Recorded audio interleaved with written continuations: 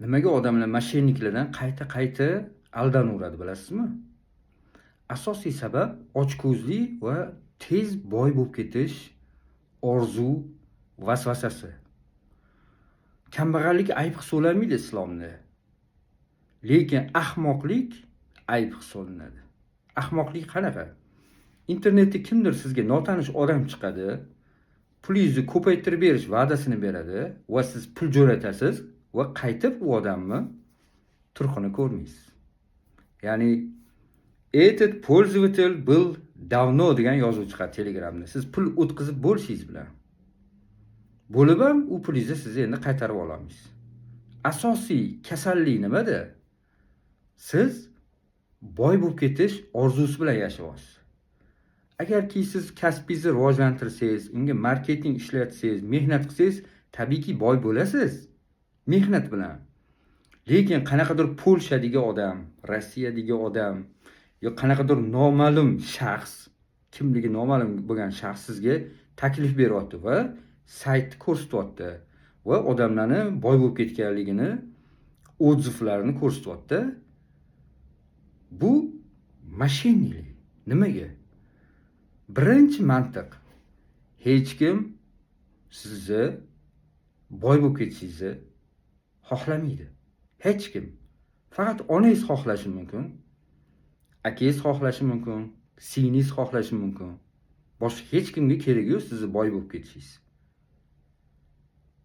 Tasavvur qiling-da, o'zidan o'ziga sizga taklif chiqyapti-da, 1 million so'm qo'ysang, 3 haftadan keyin puling 3 million so'm bo'ladi. Qanaqasiga? Banklar yiliga 10% beradi-ku, 10%, 15% yiliga daromadni banklar.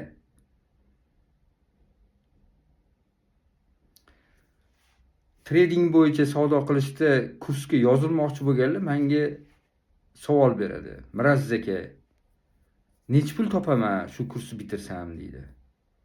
1 tiyin topa olmaysan deyman. Nimaga? Hamma hozir qimorga o'rganib qolganda, lotereyaga pul qo'ysam-da, boy bo'lib qolsam deydi. Yo'q, mana oddiy misol keltiraman. Arab tilida ravon gaplashish uchun qancha vaqt sarflanadi? Mana Mabdal qiroatda 4 ta kitobi bor, yupqa kitobi bor. 4 ta kitobni tugatasiz. Unga bir 6 oy kamida vaqt ketadi. Intensiv agar shug'ullansangiz, intensiv kuniga 3 soatdan. 4 ta kitob tugatasiz. 2000 dan ziyod so'z yodlaysiz. Undan keyin sarf, nahu yoki baynayada kitobidan o'rgansangiz ham, undan keyin siz o'zbek tilini o'rganmoqchi bo'lgan arabni topasiz va u bilan gaplashasiz video svязda. Va 1 yildan keyin siz natijaga erishasiz. O'shandan keyin siz arab tilida gaplashishingiz mumkin. To'g'rimi? Qanaqasiga endi siz begona odamga pul beryapsiz-da, 2 haftadan keyin, 3 haftadan keyin, 1 oydan keyin sizni pulingiz ko'payib qolishi kerak o'zidan o'zi. Shunchalik ham odam nodon bo'ladimi? Mana o'zingizni kasbingizni qarang, mana shofyorlik qilasiz, sartaroshlik qilasiz, dizaynerlik qilasiz. Qanaqa peshona teri bilan pul topiladi, to'g'rimi? Tradingda ham shunaqa. Mana hozir kursda o'qiyotganlar bilyaptiki, bu narsa oson ish emasligini, haftada bor yo'g'i 1 marta, 2 marta savdoga kirilishini. Ya'ni bir hafta narx tushsa, 1 hafta ko'tariladi, keyingi hafta yana 1 hafta tushadi. Narx tushayotganda savdoga kirilmaydi tabiiyki.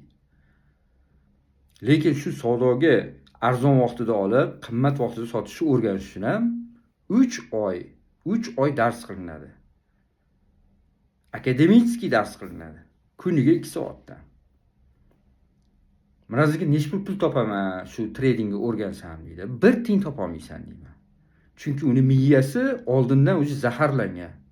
Ya'ni u hayolan kursni ham bitirdi, darslar ham qildi, lekin hayolan dars qilinmaydi. Agar inson umri davomida kitob o'qimagan bo'lsa, umri davomida dars qilmagan bo'lsa, umri davomida biron bir kasb o'rganmagan bo'lsa, u hech qachon keyin ham dars qilmaydi.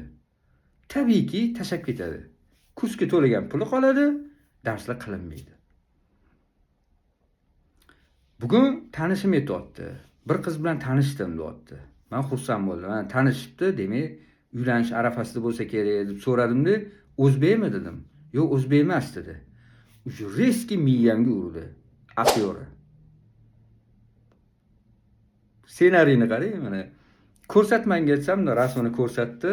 Anaqa karis bashara qiz rasmi turibdi. U siz bilan tarjima orqali gaplashyaptimi dedim. Ha dedi. Tayyor bo'ling, taxminan bir $300 to'lashga dedim. Nimaga dedi.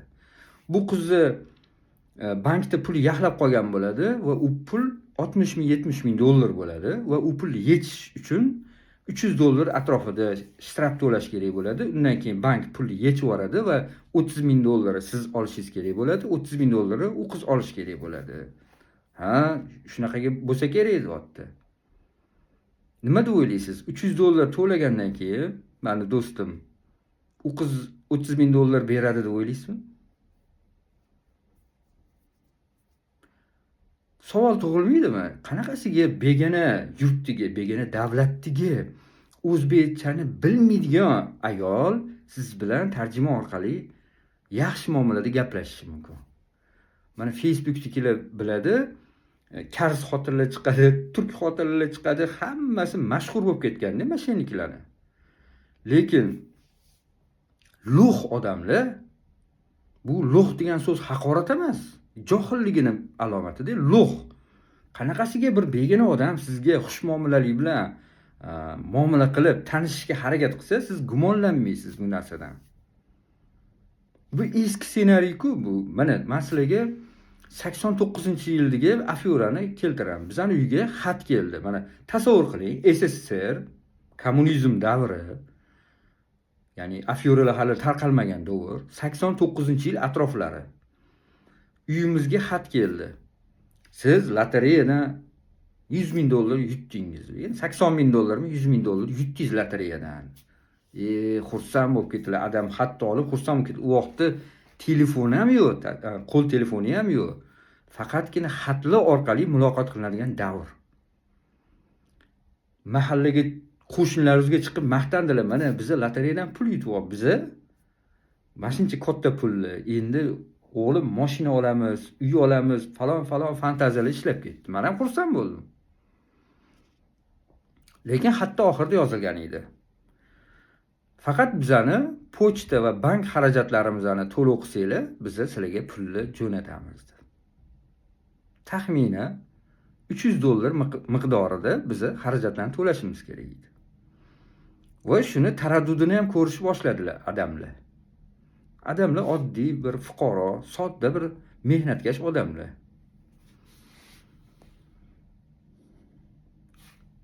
Bu yerda eforiya ketyapti. Boy bo'lib ketish eforiyasi ketyapti-da. Keyin odamlar savol berdilar. O'g'lim dedilar.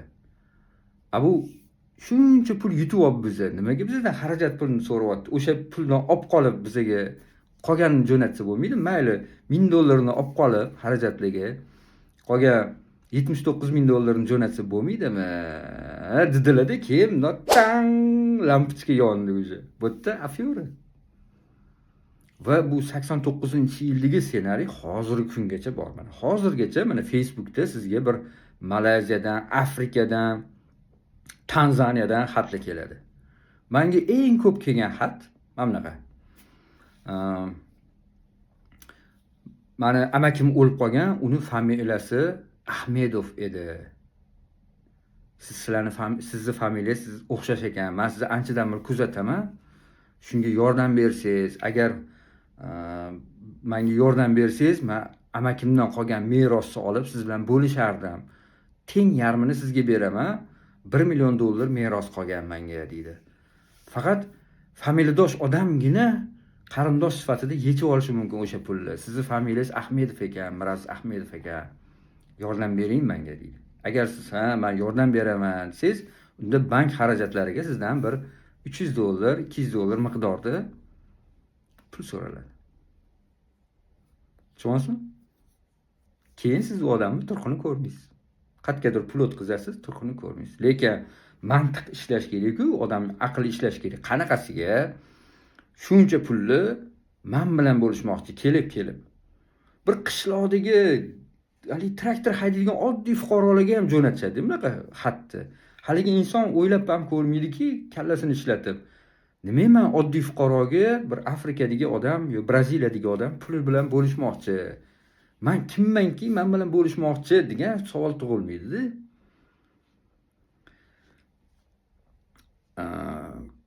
2 kun davomida Qozolarni serialini ko'rib tugatdim. 14 ta seriyani ko'rib tugatdim.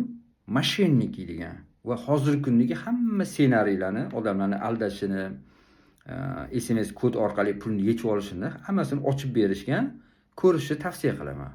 Sababi bu hozirgi zamondagi saviyani oshirish kinosi. Ya'ni kinoda oldi qochdi sevgi muhabbat, ya'ni turk seriallariga o'xshab ortiqcha gaplar, birov uydan eshikdan kirib kelayotgani, salom berayotgani ortiqcha kerak emas, havo yo'q-da. O'shaning uchun bitta nafasda ko'rib qo'ydim 14 ta seriyasini.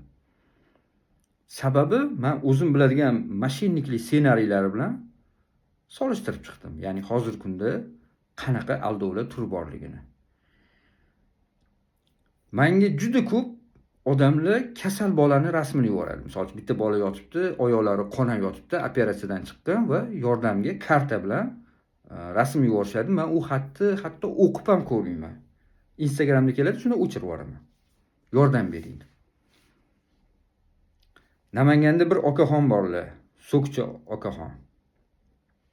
Shu odamlar okamizni Facebookga qo'yardilar-da. Nechta odam yordam so'rab, kasal bolaning rasmini jo'natadi va kartasini jo'natadi, uni uyiga borib tekshirardilar va aksari holda qallobligini isbotlardilar va Facebookga yozardilar. Aldashibdi meni.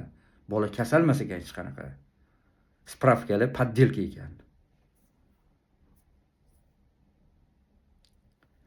Hattoki rostdan ham bir inson kasal bo'lsa, blogerlar nima qilyapti? Sharafsiz blogerlar uni olib, o'sha bolani olib, faqat karta raqamini o'zgartirib, o'zini sahifasida qo'yapti. Qattan bunchalik sharafsiz blogerlar ko'payib ketdi degan savolingizga javob shuki, bu dinsizlikning mevasi. Ya'ni ota-onasi bolam birovni haqqini yema, odamlarni aldama deb ta'lim bermagan. Uyda namoz ham o'qilmaydi, uyda musulmon odam bo'lishini o'zi gumon. Tushunasizmi? O'shanga u birovlarni qiyratib, odamlarni aldab. Koronavirus vaqtida biza pul to'plab uydan chiqa olmayotgan taksistlarga, har xil puldan qiynalib, nonga pul topa olmayotgan odamlarga pul berishni boshladi, karta orqali. O'shanda yordam so'ragan, qiynalgan ayollarga ham pul berdim. Va oradan vaqt o'tib menga audio tashashdi. Begonalar. Va u audioda bir 4 ta fohisha ustimdan kulishyotdi. Maraziz degani bor edi, odamlarga yordam beryotdi. Men qiynalganman, bu yoqda mungli qilib anaqa yozuvdim, menga yordam berdi, kartamga pul tashib berdi, yemoq-ichmoqlarga mana palonchi bilan oldik. Ahmoq odam-da deb xoxolab kulishayotganligini audiosini tashib yubordi. Men aldandim o'sha vaqtda. Ya'ni meni pulim fohishalarga ketib qolgan. Lekin qiyomatda o'sha pulga hissa qo'shgan odam va men haqqimni talab qilaman u fohishalardan. Fohishalar u pulni yeb ichib yubordi, ular yutdi. Bu dunyoda ular yutdi. Lekin qiyomatda boshqatdan sud bo'ladi. Boshqatdan hamma turg'izib qo'yiladi. Kimni haqqini yegan bo'lsa so'raladi. Xullas, videoda maqsad etmoqchiman. Lo'x bo'lmaylar. Kimdir sizlarga pullarni ko'paytirib beraman deyaptimi? Aldanmaylar. Menga juda ko'p platformalarni, saytlarni rasm tashishadi. Mana 1 million so'm qo'yasan hisobga va 2 haftadan keyin yoki 3 haftadan keyin 3 million so'm qilib yechib olasan. Mana yechib olganlarning ro'yxati deydi. Falsifiy odamlarni o'ziflarini qo'yishadi va aytadi: "Miraziz aka, nima deb o'ylaysiz? Pulimni ko'paytirsam bo'larmikin?" yozadi. Men aytaman: "Baraka topkur. Aqlingni ishlatgan, qanaqa qilib seni 1 million so'm puling 1 oyda 3 million so'm bo'lib qoladi. Nimaga bu odamlar senga yaxshilik qilishyapti deyman. Aqlingni ishlatmaysanmi? Agar 1 million so'mni 3 million so'm qilish bo'lsa, u odamlarni o'zi Biron bir boy odamlar sherik bo'lib turib shu pulni ko'paytirib tashlaydi-ku. Nimaga sen kambag'alga, ishchi odamga chiqib, sani pulingni olmoqchi, ko'paytirib bermoqchi? Buni aqlingni ishlatmaysanmi deyman. Shu farzandlarimizni tupoy bo'lib qolmasligi uchun biza ta'lim berish kerak. Ota-onalar bizni o'rgatishimiz kerak. Havoda pul bo'lmaydi hech qachon. Hamma pul peshona teri bilan topiladi. Tradingda ham hatto peshona teri bilan, mashaqqat bilan, yelib yugurish bilan, biron bir biznesni tashkil qilish bilan topiladi. Lekin unaqa mo'jizaviy pul faqat mashinniklarda bo'ladi.